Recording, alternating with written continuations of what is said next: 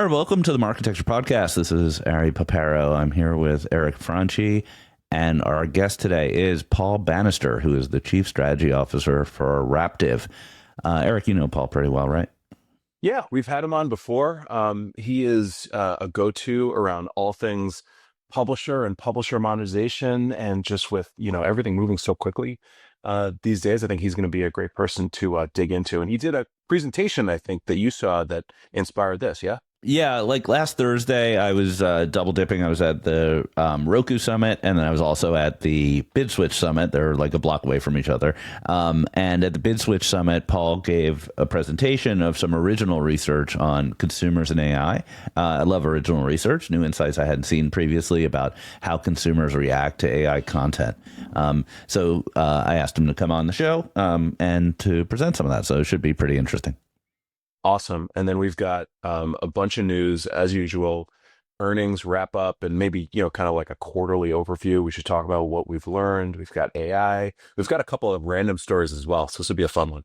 Yep. Let's get into it. So we'll be back in a second with Paul. All right, welcome Paul Bannister, the Chief Strategy Officer from Raptive, and I think a two-time guest on Marketecture. Is that right, Paul? Sounds right to me. Yeah. All right. Yes. Happy to be here. Thanks for having me. I think after 3 times you get a robe. That's what we're thinking. Oh, nice. Exciting. Or a blazer. This robe. The robe. I think there was a joke on Saturday Night Live where Steve Martin had a robe. I think that's where it's in my head. It got incepted. So, Paul, we wanted to have you on because you're obviously one of the kind of deep thinkers on the publisher side in advertising. But also, I saw you last week at the BidSwitch event, or maybe it was 2 weeks ago. I don't know, it's all blurring together. And you had done or had collected a bunch of research on consumers and AI, and I wanted you to kind of walk us through what you found, because I thought it would be interesting to our audience. Yeah, definitely happy to talk about it. So we probably have like 2 big data sets that we pulled together. One is a big survey that we did of 3,000 US adults, demographically representative, blah, blah, blah, all those good things. And it was really about their views of AI content and what they think about it. So that's like bucket 1 of data we have. And the other data set we have is we have a lot of traffic data across, 6,000 sites. And we actually looked at a group of, I forget the exact number, but around 4,000 sites that we've had traffic data on for at least the last 3 years. So we have a lot of information about like traffic changes by vertical and the different kinds of sites and how AI has impacted different areas and things like that. So it's kind of like 2 different things that we pull together into kind of one big story. I'll talk about the survey first. So in the survey, what we did is we had across multiple verticals of content types, we had human generated content that was like real stuff that you find on a website today. And then we had AI generated content and it was not like AI slop. It was good AI stuff. It was like Claude AI Sonnet stuff. wrote it. Like it was like pretty good quality things. Okay. And we then, in the case of the survey, we sometimes labeled the content as either human generated or AI generated, so people knew what it was. And other times we didn't label it. And then, so basically 4 cases: AI generated, human generated, labeled or not. And those are your kind of scenarios. Then we showed those to all the people. And we asked them questions about like, what do you think about the trustworthiness of this content? What do you think about like, do you feel connected to it? Do you feel like you understand the author? Do you feel like you, would tell others about this? Like a whole bunch of different questions like that. We also integrated advertising into the content, and we asked people their thoughts of the ads in the content and what that was. And we had a couple of different learnings come out of it. I think one thing that was interesting was when the content was labeled, people did trust AI-generated content slightly less than human-generated content, but not terribly less. Like it wasn't a huge gap there. And again, I think part of that was because we gave them like content that when you read it, you're like, this is pretty good. Like it was not junk. Right. And so like, when things were labeled clearly, people felt good about things. When things were not labeled, people were very suspicious. They really didn't like it. And to some level, while they couldn't label it correctly in a lot of cases, like we asked them, like, do you think this is AI generated or not? They were very bad at guessing whether it was or not. Interestingly, even when they were wrong about what it was, their emotional feeling was worse with the AI generated content than the human generated content. So it was like a very interesting, like subconscious impact on people in terms of how the data showed up for that. So that point we called kind of like the AI stink. If you were suspicious that it was AI generated and you weren't clear about it, your trust levels went down like 30, 40, 50%, like really big drops in like how you thought about the content. And the same held true for ads integrated into the content. Like, so that was kind of its own big problem there. And Paul, that's because you asked them. You asked the survey respondents, like, do you think this is AI generated or something like that? Yeah, it was one of the questions. Although to that point, we asked them often, the order of the questions was randomized. So many times they got that question much later in the survey after they already answered a whole bunch of just like feeling questions. And so it was it was pretty interesting in terms of how that shook out. So, right. So AI labeled content. If it was AI labeled, people felt a little worse than human labeled, right? Right. But yes. if it was not labeled and they suspected it was AI, that gave it the stink. Exactly. So that was kind of a very interesting thing that came out of it. The other big interesting thing that came out of it was is this point that we assumed that as people become more experienced with AI, like these sort of issues might go away because it might be like, okay, I know what I'm getting here and I understand and I feel good and whatever. And so one of the questions we asked people was kind of like where they are on the spectrum of like AI usage, whether you're a total newbie, been using it for a little while, or like, heavy user sort of question. And the interesting thing was that this like lack of trust issue kind of looked like a curve in that data where novices felt like didn't trust it, felt bad, like those numbers went down. People who were like somewhere along the pathway where they were like moderate AI users, they actually were like, this is good. Like they felt good about the content, and that stink issue was like far less for them. But then the most experienced actually swung back up to almost the same level as the novices, where the people who were really AI savvy were like, yeah, I don't trust this stuff at all. Like I'm totally suspicious. So that was kind of the other really interesting learning. It was kind of this curve that came out of the data in terms of like trustworthiness based on how experienced you are with AI. Yeah, I want to just point out that, AI has been generating content for like 10 or more years. Yep. Like, sports scores and like stock articles have been written by AI like well before the LLM era. I remember seeing there was a Narrative Content, I think was the name of a startup in Chicago. Yeah, Narrative Science. I don't know if consumers realize that, but like it's been pretty common among kind of like commodity writing for a long time. Yeah, 100% agreed. Although, like the scale at which it's happening right now, and the content area is just far higher than it ever was before. Yeah. Did you find any differences by vertical? Was it like with sports, news, etc.? So we asked a question in terms of where are you most or least comfortable with AI generated content, and to some level, like some of it was pretty obvious. Like the type of content that people were most comfortable with AI generated content was simple factual lookups. Sure. Like, yeah. Like if it's just a fact, like I don't need a person telling me that. Like AI will summarize that great and be really good. That did really well. On the reverse side, like people wanted like personal stories. Like they wanted a human to write it. Like that makes sense. But then there was a whole bunch of inconsistencies. Like the second most, the second highest vertical in terms of people not wanting AI content, so wanting human generated content, was parenting and family, which kind of rings true. Like you learn stuff about your baby, like you kind of want like a person to tell you about it. But the interesting thing is it doesn't hold up in our other data set, where we have all this traffic data. And one of the verticals that's been hit hardest, from what we see, at least from traffic loss due to AI, is parenting and family. And so people are saying that they want human generated content, but doesn't really seem like that's actually holding true. They seem to be fine to ask ChatGPT, like, how do I put my, colicky baby to sleep, or whatever the question is, which is pretty interesting. I'd be scared to know what ChatGPT would tell me about my baby. So let's transition. So we've seen reports that SimilarWeb put out some really aggressive numbers, like 30% to 40% declines in traffic on major news sites like CNN. Other folks have said, 10, 15%. So what are you seeing on traffic? So everybody's got a slightly different story. It is, the two best indicators we've seen are content vertical matters a ton. Okay. Sports has been hit hard. Travel has been hit hard. Personal finance, like things like that are like quasi factual in kind of nature. Those have been hit pretty hard. Food, which is one of our biggest verticals, like not really hit so far. Like some people are using ChatGPT to get recipes, but not that many, it seems like. And so like that, like vertical is a big factor.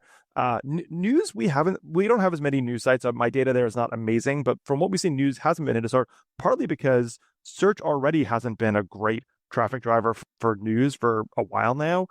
We see actually those sites getting more traffic. At this point, I feel like it's like 2x the traffic they get from Google Discover than they do from search. And so I would be like, we haven't seen like a big hit to news sites because it happened years ago to some level. And so that's a bit of that's inconsistent with what we see, but everybody's got a slightly different data set. So there's also, I don't think they've put AI overviews in the news tab yet, to the extent that people use Google News. That's a good point. Yeah. Yeah. So what's the headline though? What percent down across categories? Ranging from 0 to 30. And more in the 10s and 20s, I would say. So I think our data is pretty consistent with a lot of other data we've seen out there from that perspective. At what percentage do publishers hit the panic button? Well, I think they already do, because it is also like my numbers are averages, and that means that some people have been fine. Because the other big thing is bigger sites generally do better than smaller sites, and we've got a pretty big range from big to small. And I personally have had multiple conversations with content creators of smaller sites who are like, I'm closing up shop because I have lost too much traffic. And so those people didn't take a 20% hit, they took an 80% hit. And the game is basically over at that point. And so it's kind of already happening where people are saying like, I'm giving up here. But on the reverse side, like a big thing we talk about with people is like the number one defense against all this is having a really strong brand. If users know who you are and want to come to you, they will find you, and they will find you in different channels in different ways. And like that's what you got to do. And so I think that's got to be the biggest focus for people. Right. And when you say the big sites are getting less impacted than the small sites, is it brand, or is it also, email newsletters and multimedia content and stuff like that? It's both for sure. To some level also, like the bigger you are typically means you have a better brand, which typically means you're more diversified. I mean, if you're a small site and you were 90% SEO, like that's a whole lot of eggs in one basket, and that is likely not going to work out well for you. Yeah. Okay. So what can we learn? So especially from the consumer survey, how are you taking that survey results in action? What are you telling your clients? I mean, a big thing for us is, we've taken a stance for the sites we work with that we only want, well, we say human generated content, but really what that means when we boil it down is we want content that has significant human involvement. And so we're trying to ourselves like draw the line in terms of like, if somebody spins up a site and produces 5,000 articles in half a day, we don't want that. If somebody figures out a way to use ChatGPT or whatever tool at scale to help them go from producing 5 pieces of content a week to 30, but they're editing and checking all of them before they go live, that sounds great to me. And so so a big thing for us is how do we enable people to do those sort of things? And we're building some tools right now to help people with that, because we think that's a big thing. And like, to compete in the future, you have to use AI in a deep way, but you've got to do it in a way that is good and ultimately people can trust. So like, let's say I would just want to throw out an example to see if I'm thinking about it the way you're thinking about it. Let's say I'm a recipe creator and I have a recipe for, whatever, German chocolate cake. And then I use AI to create the gluten-free version and the low-fat version and the, white chocolate version, et cetera. Is that a good use of AI? Is that kosher?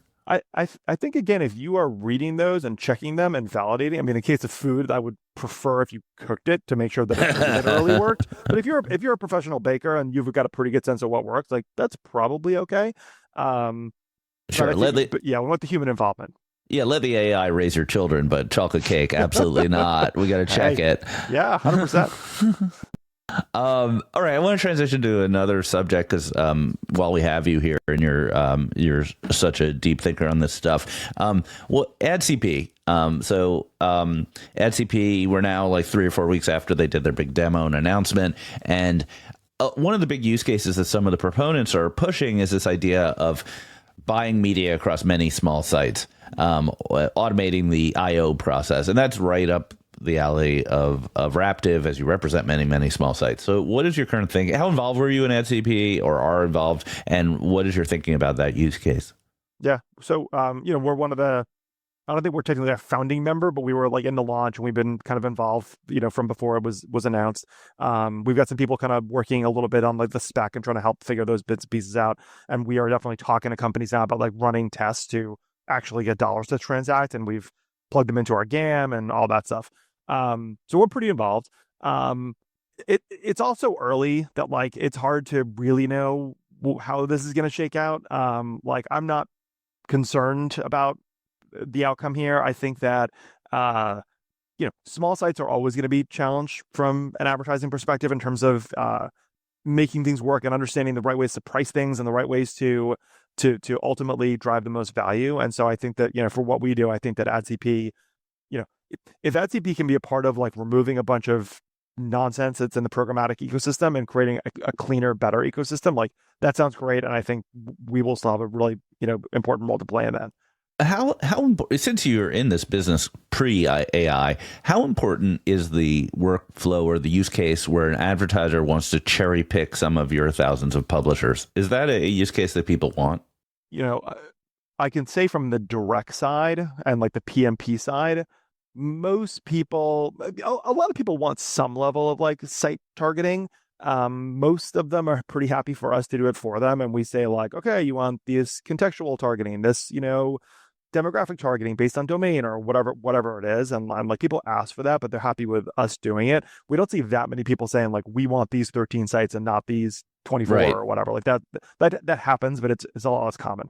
Right. So yeah, but the use case of like, hey, you have 9,000 sites. I want to buy an IO against certain like data segment across those sites or performance across those sites. That's a use case that you currently entertain. Totally. And that happens a lot for sure. Right. So I think AdCP, one of the ideas is that you should be able to do that without an intermediary, which I'm not entirely bought into, and I assume you're not, since that would be your business. I mean, I'm confident that if that can make things so much more efficient and so much better, that we will find a great business model that lives within that might be slightly different than what we do today. So I'm not concerned, and I want to figure out how to make it better because if it spends more money on the web, like that's ultimately going to be good for us in some way. We're not replacing Paul Bannister with AI. All right. Okay, great. This is a good conversation. We're going to transition to the news of the week because we have a lot going on. We will be back in a minute.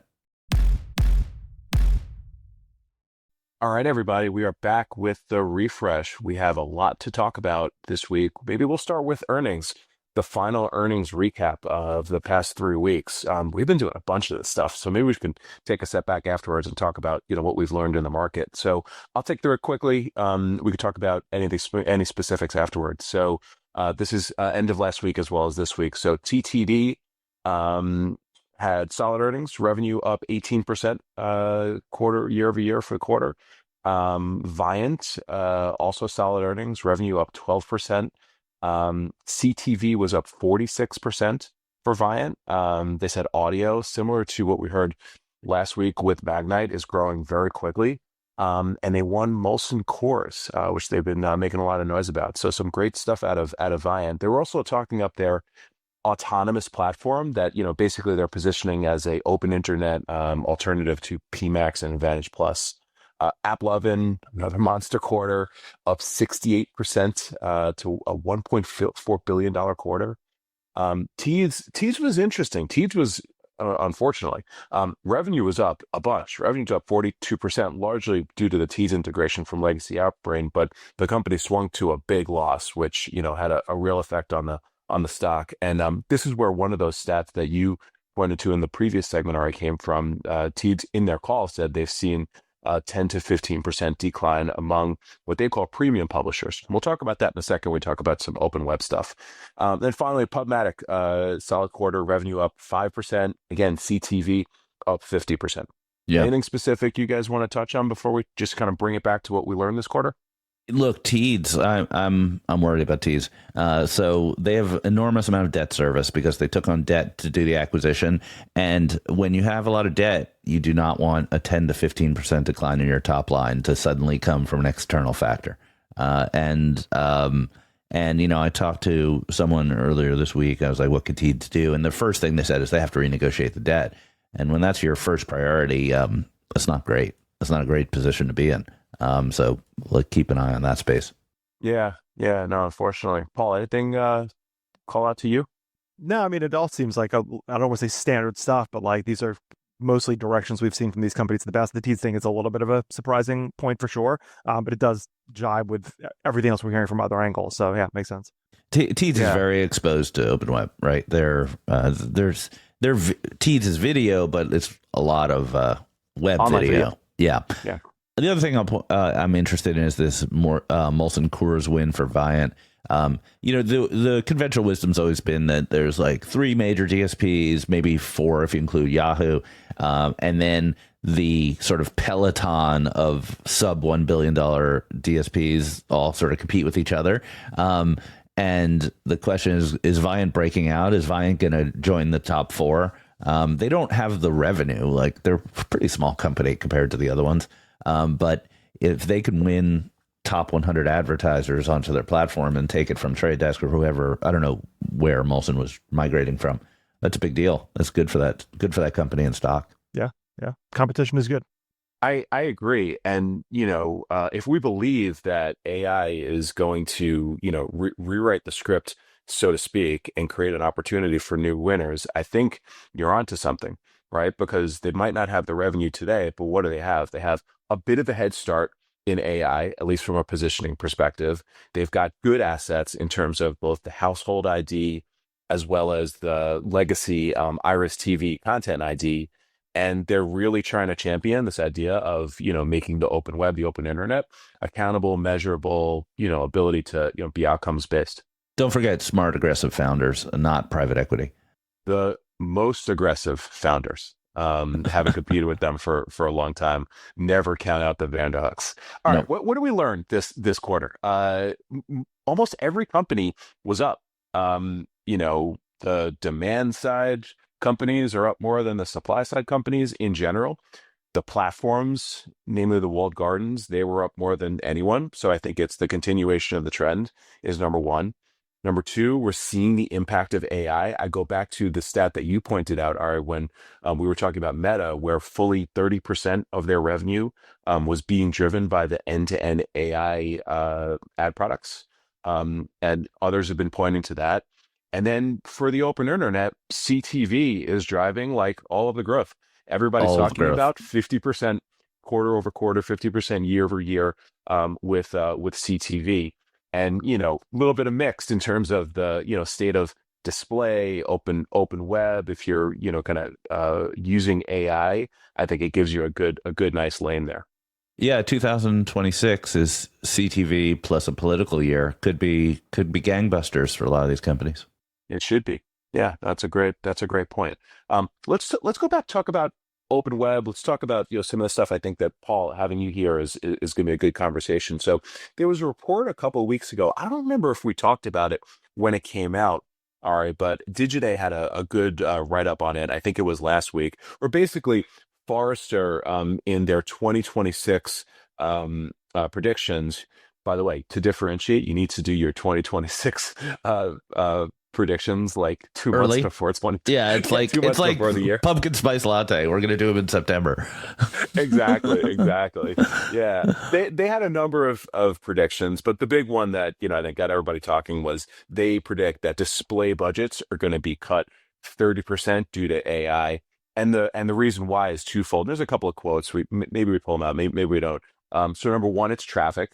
Right? If traffic is down 20, 30%, you can imagine ipso facto spend goes down 20%.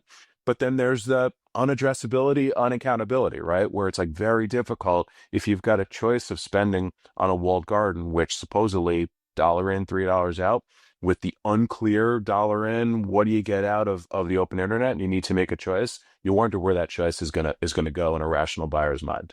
Paul, how do you think about this stuff? And most importantly, like, how do you counsel your clients, your publishers to position against this? Yeah. My highest level thought is like, I'm skeptical of the number. It struck me as like somebody saying a big number to get attention, which clearly that's working. Yeah, exactly. Yeah. Mission accomplished. And so a little bit like, I'm pretty skeptical of the number. That said, I do think that, we all know it. Like, I really, and I'm totally biased, but I think that the web has gotten a lot better over the last 5 years in terms of like removing problems, increasing addressability, increasing measurability, like making things better. But there's still a bunch of junk out there. And so for me, if 30% hit is really the number, I mostly think that's happening in places that are the places that should be cut down anyway. It's like the number of unviewable ads and ads on random sites that it shouldn't be on, and all these problems. Like if that 30% could be targeted to the right place, that could actually be great for the web, because it would mean more money is in better places, and that will lead to more growth in the future. So macro, I don't believe it, and micro, I'm like, maybe part of that's good anyway. Paul, shouldn't prices be going up? CPM shouldn't, like, volumes down, demand's the same. Shouldn't prices be going up on open web? I guess the question is, how much of it is like, is it the open internet, and is that money flowing to other places away from the web? So yes, probably. Our data is pretty positive this year on CPMs. I wouldn't say it was like massively up, but like it's up. So what we're also, I think we're trying to do, and I've heard this from a lot of other big publishers, is we're trying to reduce supply in general.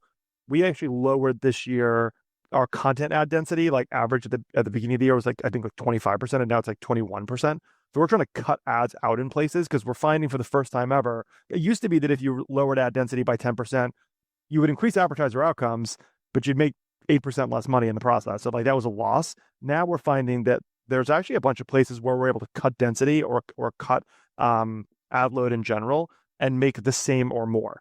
And so it's like finally some of the incentives from what we can see are beginning to align in a very positive way. And that's a really good outcome too. So we want less supply in general, and parts traffic driven and parts kind of ad load driven.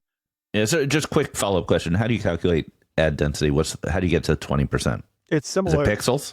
It's, I don't know exactly. It's similar to like the Sincera A2CR methodology. Okay. It's a similar exactly calculation. How you mentioned it. Yeah. Got it.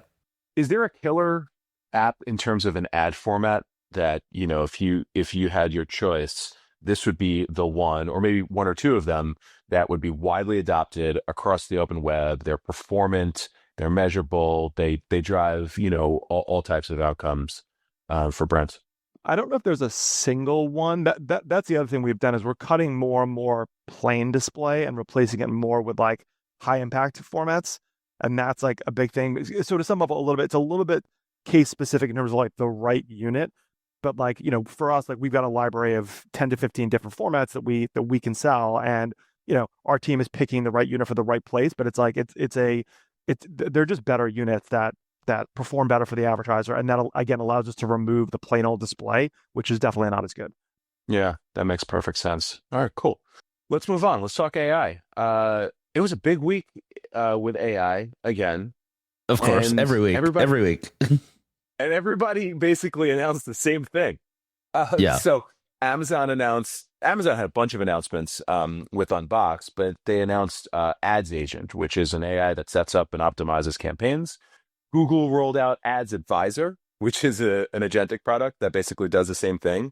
And Innovid launched a set of AI tools that are, agentic and, help with campaign setup, optimization, creative generation, all this stuff. So it seems like everybody's, pushing very, very hard in this agentic direction. Pour one out for Gigi. Gigi's just getting started. Yeah. So my quick framework, I've been telling everyone keeps asking me about AI, and so my quick framework, which I think I've talked about in this pod before, but just to be obvious about it, is step one: automate your workflow inside one tool. That's what's going on here. Everyone's using AI, so the traffickers and the ops people don't have to fill out 50 forms with naming conventions and all that nonsense. That has to happen. Step two is integration of complementary products. So your creative goes to your ad server without a human being cutting and pasting things, and without errors, and with data correction and things like that. Stage three is integration between non-affiliated companies. So this is where AdCP has a lot of investment. So it's like, how do I buy a segment from LiveRamp and put it in my DSP, and there may be pricing and there may be negotiation involved. Or the ultimate thing is, how do I buy media, buyer to seller, where we have adversarial relationship in a sense. So this is all stage one stuff. Very valuable. Glad to see it. Doesn't change the world. Every single ad tech company should be rolling out announcements like this in the next couple of months. Absolutely. Paul, what's going on at Raptive with relation to this stuff? A lot of it, the workflow stuff, I think, is the big win. We've already built a bunch of things that help our direct sales team and PMP sales teams like automate just so much of the manual labor and spreadsheets and things like that. We're working on a thing now that can take an IO and insert all the line items directly into the ad server and just things like that. That just like they're so manual, they're so painful, and the fact that it's 2025 and it's still happening is shocking. But like, okay, now's the time we got to fix all these things. Yeah, that makes sense. So much, I think, like awesome low hanging fruit here. All right, let's depart. Bit of a grab bag. Did you guys see this? Former CEO of a WPP agency that produces Love Island is suing the company for $100 million.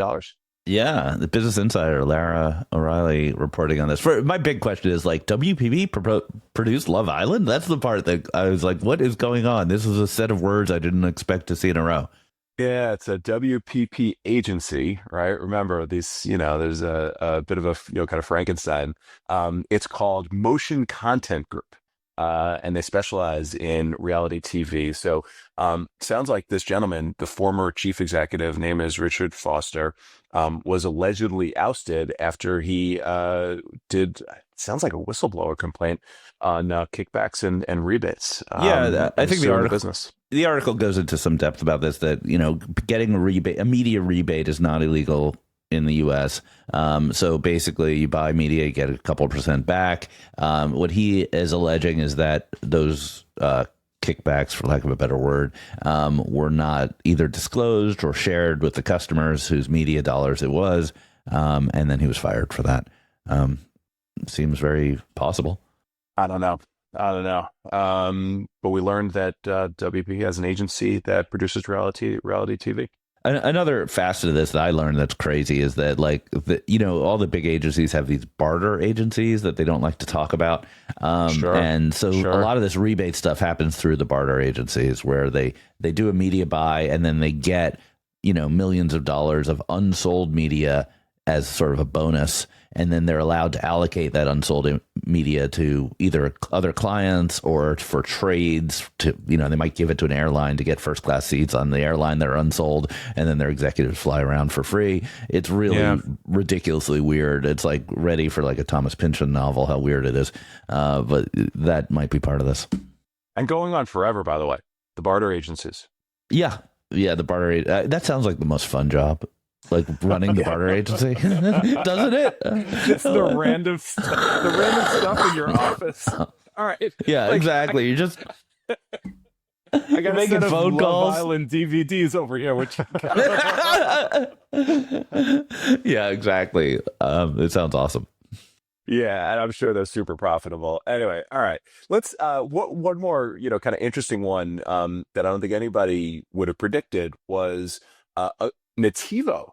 So one of the OG native SSPs, you might have called them in a previous iteration, was acquired for over $100 million. So good job, Justin, by Life 360. Who saw that one coming? Did not see that coming. Not on my bingo card for this year. No, it was not. You guys familiar with Life 360? Yeah, it's family spyware. You make your whole family get spied on by this company. My son, without talking too much about my family, my son is like a hardcore like hacker, and I've never seen someone so insulted by the idea of using this app. Like, he was sort of like he was going onto the dark web to complain about his family because of this app.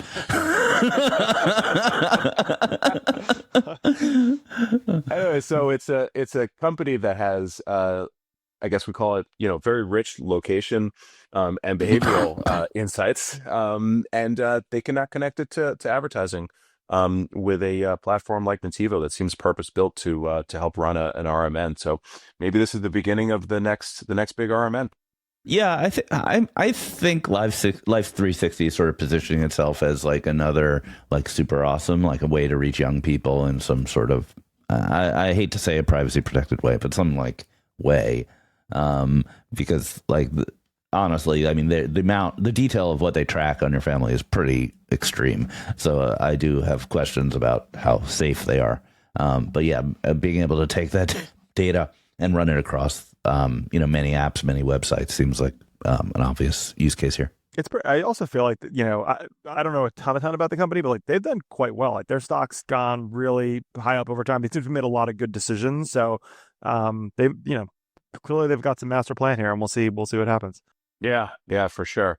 Hey, all right, want to close it out with the big Cloud X news? Yeah, so it came out this morning that Jim Payne, who I call him friend of the pod, but he's never been on the pod. He raised $30 million for his new in-app monetization solution called CloudX. I think CloudX might be a temporary name. I think they may change their name. But 30 million is a pretty big round for a debut. It was from a bunch of folks: Edition, DST, Global, ENIAC, it's Javelin, a bunch of others. It's a little hard to get to what it is exactly. So background here: Jim Payne is the founder of MoPub, sold to Twitter, did really well on that acquisition, and then he was the founder of Max. Max got sold to AppLovin and turned into AppLovin's kind of secret sauce for understanding the web, like unified auctions. So Jim is running a third game plan on this mobile SDK thing, and this time the difference. He talks a lot about AI in the announcement, but I think the real difference is that it uses a trusted execution environment, which is a new acronym. The privacy people understand it, called TEE. And maybe Paul has more insight on how it works. But effectively what it does is it allows the auctions to be auditable because they're done in its own container. And I think this is a play to give buyers like Meta and other ad networks more assurance that their data is not being used by the SDK owner, who in many cases is AppLovin. So that's my interpretation of the announcement. And Jim actually agreed to be on the show. So we're going to actually have Jim Payne on in 2-3 weeks. And we could ask him about the infamous helicopter to the Preakness story that we broke on this pod many years ago, and he objected to. That's a deep cut. Sorry. We will be able to call him a friend of the pod after that, or maybe not if he gets really mad about the story. Paul, what you got? The mobile app space to me is a kind of mysterious, and so I agree with the point that AppLovin is, the 800-pound gorilla right now, but also people are like, what is going on here? So something that is more transparent and more clear, that could bring a lot of value to people. So it sounds interesting, but super early, obviously. They also, their launch partners were included Meta, Liftoff, and Magnite. So those are demand sources they'll be bidding into this SDK. Pretty good list. Yeah. You know what is cool about this is some of the most successful entrepreneurs, and this may be endemic to ad tech, they keep doing the same thing, right? So this is the third, kind of like mobile app startup that Jim has done after monster successes.